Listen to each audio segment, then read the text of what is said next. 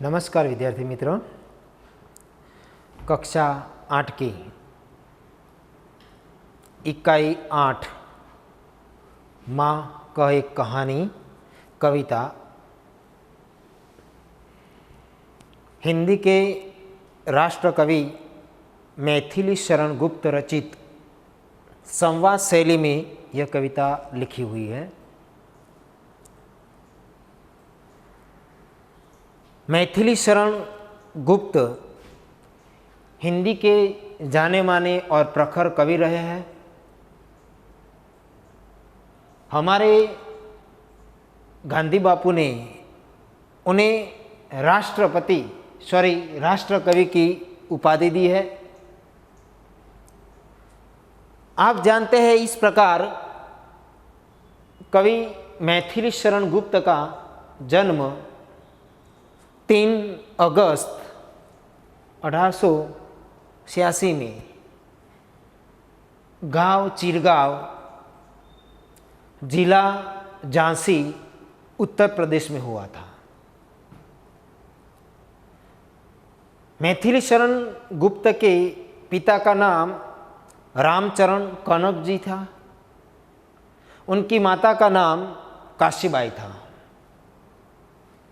और वह एक वैष्णव जाति में जन्मे थे। लास्ट में गुप्त जी की मृत्यु 12 दिसंबर 1964 में हुई थी। गुप्त जी रचित अनेक काव्य रचनाएं हैं, जिनमें साकेत को हमारे आलोचकों ने और उसे महाकाव्य, गुप्त जी का कोई महाकाव्य है तो उनका नाम है साकेत। इसमें लक्ष्मण और उर्मिला का संवाद है।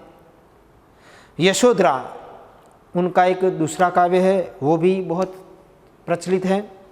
पंचवटी भगवान राम के जीवन की जो जंगल में जो जीवन शैली थी, उसका भी पंचवटी उसका काव्य है।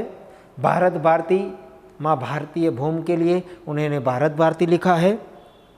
और जयदेव व्रत उनके प्रमुख काव्य रहे हैं। इनमें से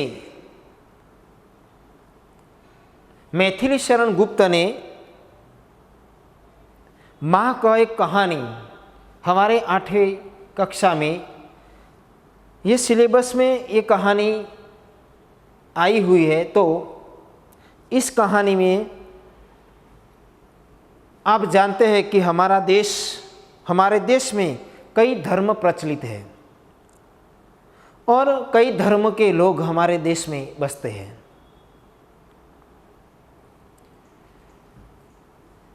इस कहानी में मारने वाले से बचाने वाला बड़ा होता है और इस उक्ति को चारितार्थ करते हुए गौतम बुद्ध के जीवन की एक संवाद शैली में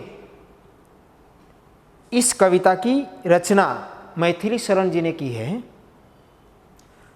गौतम बुद्ध की एक घटना का उल्लेख इस काव्य में किया गया है। आप जानते हैं कि गौतम बुद्ध का जन्म ईस्वी से पूर्व 553 में लुम्बिनी, नेपाल में हुआ था। गौतम बुद्ध के पिता का नाम शुद्रोधन था और उनकी माता का नाम माया देवी।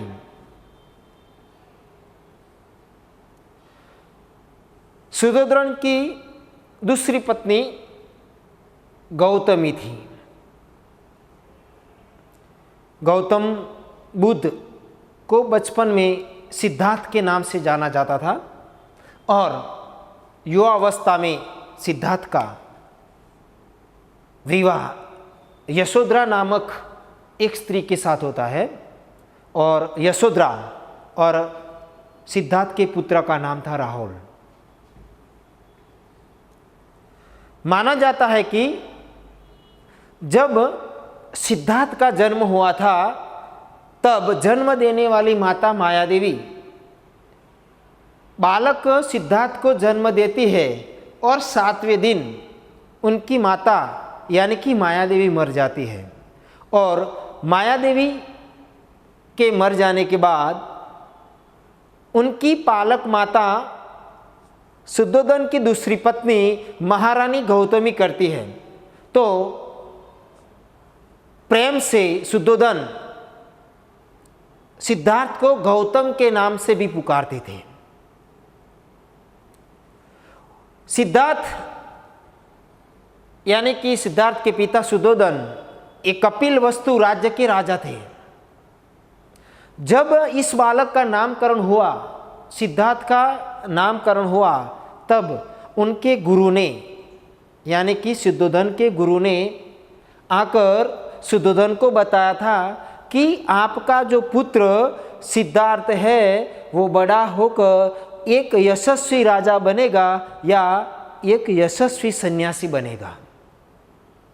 शुद्धोधन तो ये चाहते थे कि मेरा बेटा सिद्धार्थ राजा बने, लेकिन शरीर पर विशेष चिन्ह होने के कारण उनके गुरुजी ने इसे ये बताया था कि आपका पुत्र राजा नहीं बनेगा, लेकिन एक सन्यासी बनेगा और एक नए धर्म की स्थापना करेगा।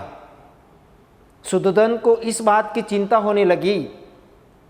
उन्होंने अपने बच्चे यानी कि सिद्धार्थ को महल में इस प्रकार की आलीशान सुविधाएं दी, मनोरंजन के लिए नर्तकियां, खेलने के लिए साथी मित्र, राजमहल के इस प्रकार की विविध सुविधाएं की, यानी कि सिद्धार्थ को बाह्य जीवन यानी कि बाह्य जगत की कोई असर यानी कि दुख की कोई असर सिद्धार्थ के दिमाग में न आए। ऐसा चलता है। थोड़े दिन के बाद राजकुमार सिद्धार्थ एक दिन के लिए नगरचर्या में अपने सेनापतियों के साथ वो घूमने निकलते हैं और उसके सामने एक बूढ़ा आदमी आता है। तो वो सवाल करते हैं कि ये कौन है। सिद्धार्थ उनके साथ जो सेनापति थे उनको पूछते हैं कि ये कौन है। तो कहते हैं कि ये बूढ़ा आदमी है। तो राजकुमार सिद्धार्थ कहते ये क्या है। तो ये कि बूढ़ा आदमी है। तो वो सेनापति कहता है कि हर एक इंसान को एक दिन अपनी अवस्था, बचपन, बुढ़ापा, बचपन, युवानी और ये छोड़कर बुढ़ापे में जाना पड़ता है। तो कोई व्यक्ति बूढ़ा बनता है। थोड़े आगे गए, एक रोगी आदमी मिला। तो उन्होंने पूछा कि ये कौन है। तो सेनापति ने बताया कि एक जीवन, ये व्यक्ति, ये आदमी रोगी है।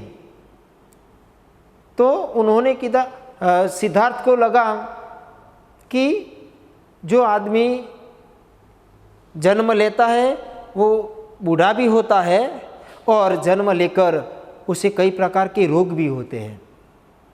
वहाँ से थोड़े आगे निकले तो एक आदमी की अर्थी जा रही थी, मरे हुए इंसान की अर्थी जा रही थी। तो उन्होंने पूछा कि ये क्या हो रहा है। तो राजकुमार को सेनापति ने उत्तर दिया कि यह इंसान जन्म लेता है, जो इंसान जन्म लेता है वो मर जाता है। इसके आगे चले तो एक सन्यासी मिले। देखा कि ये कौन है। तो सेनापति ने उत्तर दिया कि यह सन्यासी है। सिद्धार्थ को ऐसा लगा कि यह जीवन नष्ट है, आदमी बड़ा होता है, रोगी होता है, बाद में वो मर जाता है, सबसे बढ़िया तो यही जीवन है। उन्होंने वहाँ तय कर दिया कि मुझे राजा नहीं, मुझे क्या बनना है, मुझे सन्यासी बनना है। उन्होंने जीवन को धिक्कार दिया, जवानी को धिक्कार दिया और उन्होंने राजमहल वापस जाकर अपना जीवन गृह त्याग कर दिया और वो जंगल में जाकर तप करने लगे। ऐसे सिद्धार्थ और सिद्धार्थ की पत्नी यशोधरा के पुत्र राहुल जब छोटा होता है अपनी माँ से वो बात करता है कि माँ मुझे तू एक कहानी सुना, किस्सा सुना। तो माँ कहती है कि मैं तुझे क्या कहानी सुनाऊँ। कहती है कि राजा था या रानी। सिद्धार्थ सॉरी राहुल बहुत ज़िद्दी था, अपनी माँ को वो जिद करता है और अपनी माँ यानी कि यशोधरा उसे कहानी सुनाती है। और ये कहानी मैथिली शरण रचित एक कविता के रूप में मैं आपके सामने प्रस्तुत करता हूँ। तो माँ का एक कहानी, तो आइए सुनते हैं माँ एक कहानी का आदर्श गान। माँ कह एक कहानी, माँ कह एक कहानी, माँ कह एक कहानी, बेटा समझ लिया क्या तूने मुझको अपनी नानी। कहती है मुझसे ये चेटी, तू मेरी नानी की बेटी। कह माँ लेटी ही लेटी, राजा था या रानी। माँ कह एक कहानी। तू हठी मानदन मेरे, सुन उपवन में बड़े सवेरे। तात भ्रमण करते थे तेरे, जहाँ सुर भी मन मानी, जहाँ सुर भी मन मानी। हाँ माँ यही है कहानी। वर्ण वर्ण के फूल खिले थे, जलमल कर हिम बूंद जिले थे। हल्के झोंके हिले मिले थे, लहराता था पानी, लहराता था पानी। हाँ हाँ यही कहानी। गाते थे खग कल कल स्वर में, सहसा एक हंस ऊपर से। गिरा बीद हो कर खग सर से, हुई पक्ष की हानि, हुई पक्ष की हानि। करुणा भरी कहानी, करुणा भरी कहानी। चौंक उन्होंने उसे उठाया, नया जन्म सा उसने पाया। इतने में आंखें टक आया, लक्ष्य सिद्धि का मानी, लक्ष्य सिद्धि का मानी। कोमल कठिन कहानी, कोमल कठिन कहानी। माँ गाउस ने आहट पक्षी, तेरे तात किंतु थे रक्षी। तब उसने जो था खग बख्शी, हठ करने की ठानी, हठ करने की ठानी। अब बढ़ चली कहानी, अब बढ़ चली कहानी। हुआ विवाद सदय निदय में, उभय आग्रही थे स्व विषय में। गई बात तब न्यायालय में, सुनी सभी ने जानी। हाँ सुनी सभी ने जानी, व्याकुल हुई कहानी। राहुल तू निर्णय कर इसका, न्याय पक्ष लेता किसका।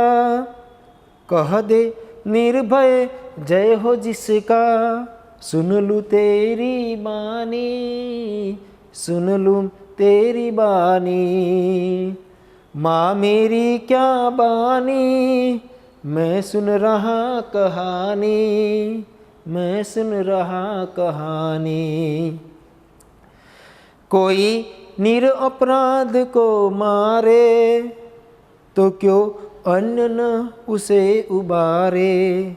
रक्षक पर भक्षक को मारी, न्याय दया का दानी, न्याय दया का दानी। तूने सुनी कहानी, तूने सुनी कहानी। तो चलिए आइए अब हम कविता का सारांश देखेंगे। माँ कह एक कहानी। राहुल कहता है कि माँ मुझे एक कहानी सुना। राहुल की माँ यशोधरा राहुल से कहती है, बेटा समझ लिया क्या तूने मुझको अपनी नानी। राहुल की माँ यशोधरा राहुल से कहती है कि बेटा तूने मुझे अपनी नानी समझ लिया है। राहुल कहता है, कहती है मुझसे ये चेटी, तू मेरी नानी की बेटी। मुझे ये दासी कहती है कि तू मेरी नानी की बेटी है, इसलिए माँ मुझे तू एक कहानी सुना। माँ कह लेटी ही लेटी, माँ सोई सोई हुए, सोती सोती हुए मुझे एक कहानी बता। राजा था या रानी, एक राजा था या एक रानी। माँ कह एक कहानी। तू है हठी मान धन मेरे, हठी यानी जिद्दी, मान धन यानी पुत्र। हे पुत्र तू मेरे जिद्दी पुत्र, तू मान मेरी बात। सुन उपवन में बड़े सवेरे, उपवन यानी बगीचा। सुन एक दिन बड़े सवेरे तेरे पिताजी तात भ्रमण करते थे तेरे वहाँ जहाँ सुरभि मनमानी। सुन बेटा, एक दिन बड़े सवेरे तेरे पिता उपवन में यानी बगीचे में भ्रमण कर रहे थे। बगीचे में चारों ओर सुरभि यानी सुगंध मनमानी थी, मन को मोहित कर देने वाली सुरभि चारों तरफ फैली हुई थी। जहाँ सुरभि मनमानी, हाँ माँ यही कहानी, हाँ माँ मुझे यही कहानी सुना। वर्ण वर्ण के फूल खिले थे, जलमल कर हिम बूंद जिले थे। हल्के जोखे हिले मिले थे, लहराता था पानी, हाँ लहराता था पानी। माँ कहती है कि इस बगीचे में अलग अलग प्रकार के फूल खिले थे, जलमल हिम बूंदू जिले थे। अलग अलग प्रकार के फूल खिले थे। इस फूलों पर ओस की बूंदें घिरी हुई थी और हल्के झोंके हिल मिले। ये फूल यानी कि बगीचे में जो फूल थे, पेड़ पौधे थे, हिल मिल रहे थे। चारों ओर लहराता था पानी, इस बगीचे में लहराता था पानी। हाँ यही कहानी माँ, यही कहानी तू मुझे सुना। खाते थे सॉरी गाते थे खग कल कल स्वर में। इस बगीचे में खग यानी पक्षी कल कल स्वर में गा रहे थे। सहसा एक हंस ऊपर से, अचानक एक हंस, तेरे पिताजी बगीचे में घूम रहे थे, ऊपर से एक हंस आकर गिरता है। गिरा बीद होकर खग सर से। तेरे पिताजी भ्रमण करते थे, इनके सिर पर से खग सर, पक्षी की सर यानी पांख बिंदी हुई, यानी कि बिंधा हुआ एक हंस की पांख की हानि हुई। तुम्हारे पिताजी के सर से एक हंस नीचे गिरता है। हुई पक्ष की हानि, उनकी पांख में हानि हुई यानी कि नुकसान, यानी कि बाण लगा हुआ था। हुई पक्ष की हानि, करुणा भरी कहानी। माँ यह तो करुणा भरी कहानी है।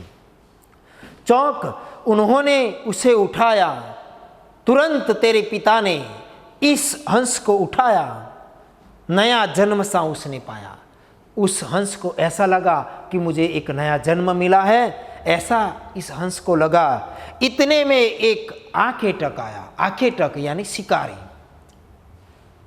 तेरे पिताजी ने घायल हंस को तुरंत उठाया और तुरंत उठाते हैं, गोद में लेते हैं और तुरंत उनके सामने एक आखिटक आता है और लक्ष्य सिद्धि का माने। आखिटक लक्ष्य यानी कि उन्होंने जो लक्ष्य सिद्धि यानी कि घायल हंस को घायल करने का जो लक्ष्य ठाना था वो हासिल करते हुए वो तेरे पिताजी के सामने वो आखिटक आ जाता है। कोमल कठिन कहानी, अब माँ यह कहानी तो कोमल और कठिन होने लगी है। मांगा उसने आहट पक्षी, तुरंत तेरे पिताजी के सामने आकर उस शिकारी ने क्या मांगा? पक्षी हंस मांगा। तेरे तात किंतु ते रखते, लेकिन तेरे पिताजी इस हंस यानी इस पक्षी के रक्षक थे। तब उसने जो था खगबक्षी हठ करने की ठानी। खगबक्षी यानी कि पक्षी का मांस खाने वाला खगबक्षी, ठीक है, आखेटक यानी शिकारी तेरे पिता के सामने खड़ा हो गया और ठानी यानी क्या करने लगा? बोलचाल करने लगा। तेरे पिताजी को कहने लगा कि यह हंस मेरा है, तुम मुझे दे दो, वरना अच्छी बात नहीं है। इसलिए तब उसने जो था खगबक्षी हठ करने को ठानी, हठ करने लगा, मेरा हंस मुझे दे दो, वरना तुम्हारे और हमारे बीच अच्छा नहीं होगा। हठ करने की ठानी। अब चल बड़ी कहानी, अब कहानी आगे बढ़ी। हुआ विवाद सदैव हृदय में, हुआ विवाद सदैव हृदय में, अभय आग्रही थी सौ विषय में, गई बात तब न्यायालय में, सुनी सभी ने जानी। अब तेरे पिता इस हंस के रक्षक थे और आखेटक इस हंस को मारने वाला था। दोनों में विवाद होने लगा। यह विवाद कहाँ जाता है? तो न्यायालय में जाता है। हुआ विवाद सदैव हृदय में दयाहीन। एक तरफ तेरे पिता दयावान और दूसरी तरफ एक शिकारी दयाहीन। दोनों की बात कहाँ जाती है? न्यायालय में जाती है। अभय आग्रही थे सभी, तेरे पिता अड़ग थे। किस विषय में? अपनी बात पर, स्व विषय में। गई बात यह न्यायालय में, ये हंस को मारने वाली और हंस को बचाने वाली यह बात कहाँ जाती है? न्यायालय में। सुनी सभी ने ठानी, सबने यह कहानी, यह बात सुनी, जानी, समझी। सुनी सभी ने जानी, व्यापक हुई कहानी। यह कहानी तो अब व्यापक हुई। राहुल तू निर्णय कर इसका, न्याय पक्ष लेता किसका? राहुल की माँ यशोधरा राहुल से प्रश्न करती है कि हे राहुल, तू निर्णय कर, न्याय पक्ष लेता किसका? न्याय किसका पक्ष लेगा?